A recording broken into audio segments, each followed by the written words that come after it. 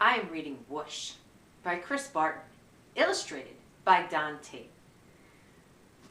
You will meet Lonnie Johnson, the innovative engineer who unexpectedly invented one of the most popular toys of all time, the Super Soaker.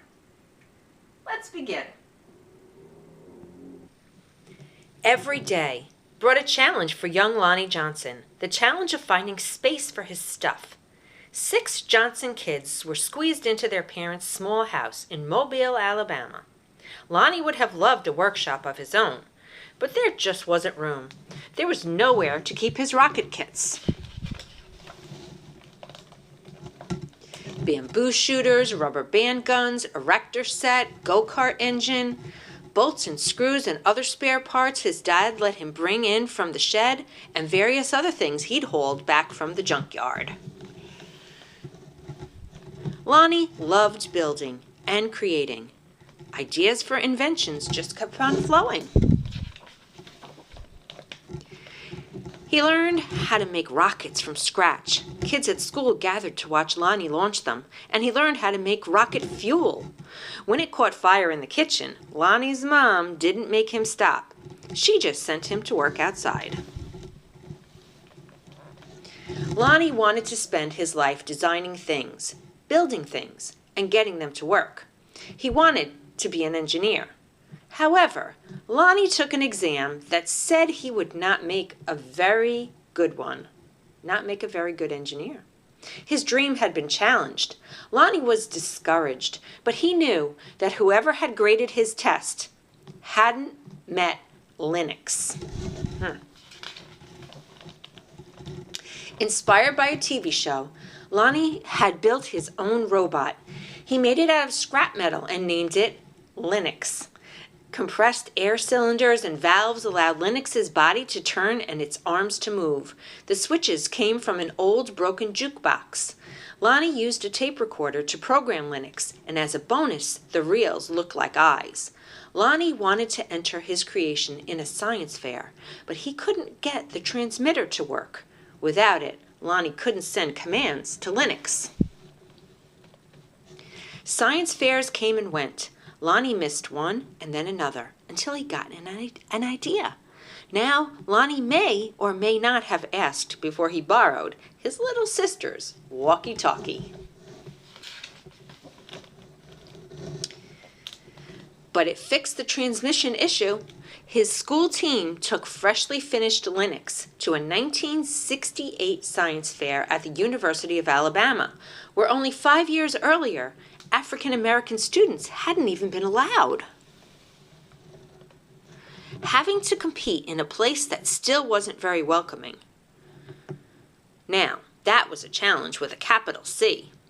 Against other schools from all over the state, Lonnie's team won first place. Soon, Lonnie left home to go to college at Tuskegee Institute, where he stood out as a self-confident, insightful, creative thinker.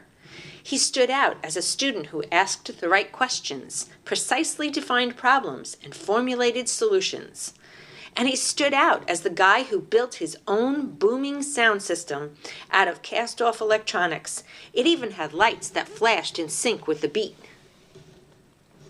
Lonnie sometimes studied right in the middle of his own parties. The extra studying paid off. He became an engineer after graduation, and that took him beyond Alabama, way beyond. When NASA was sending an orbiter and probe called Galileo to Jupiter, the space agency needed to ensure a constant supply of power to the orbiter's computer memory.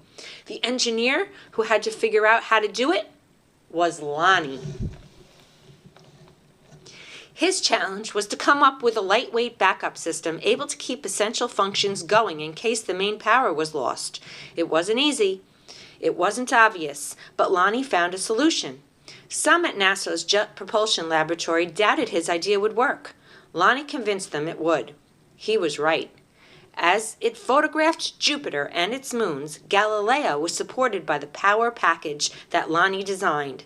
Much of what we know about Jupiter could have been at risk in a power failure if not for Lonnie. Ideas for other problems to solve just kept on flowing.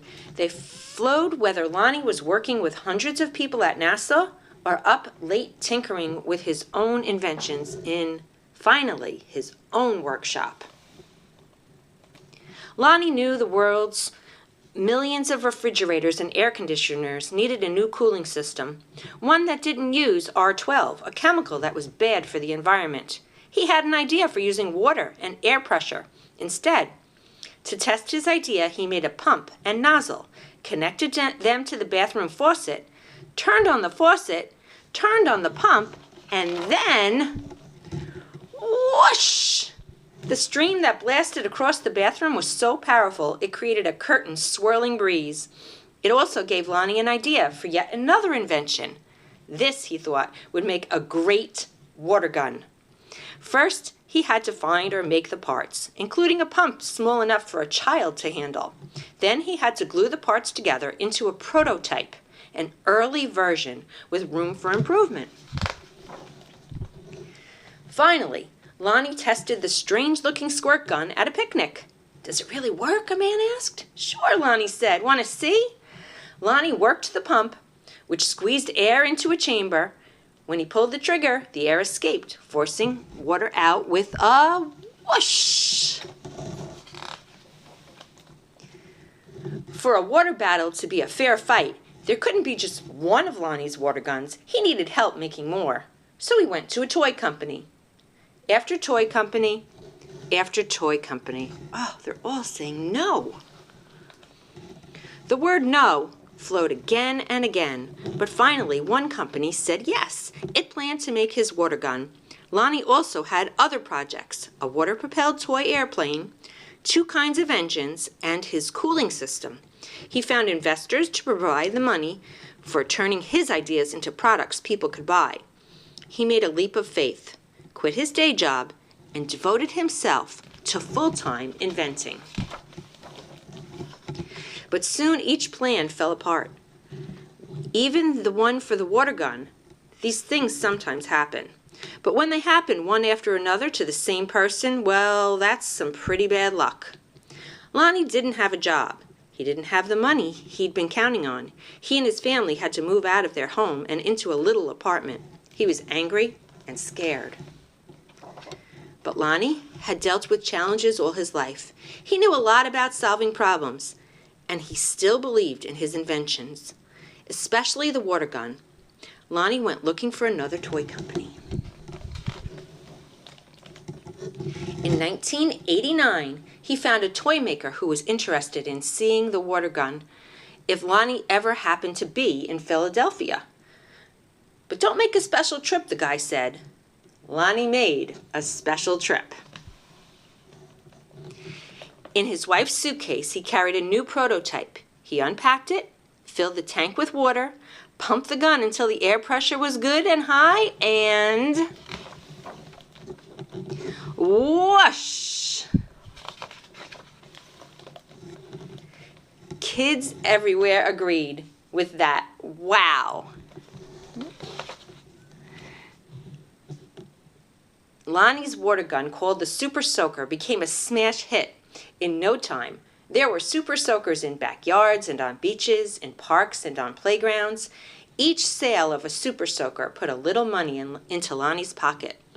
All those hours, all those years that Lonnie spent in his workshop had paid off big time. Now he could afford to do just about anything he wanted. So what did Lonnie do? He got a bigger workshop, which is where you'll find him today, because facing challenges, solving problems, and building things are what Lonnie Johnson loves to do. And his ideas just keep flowing.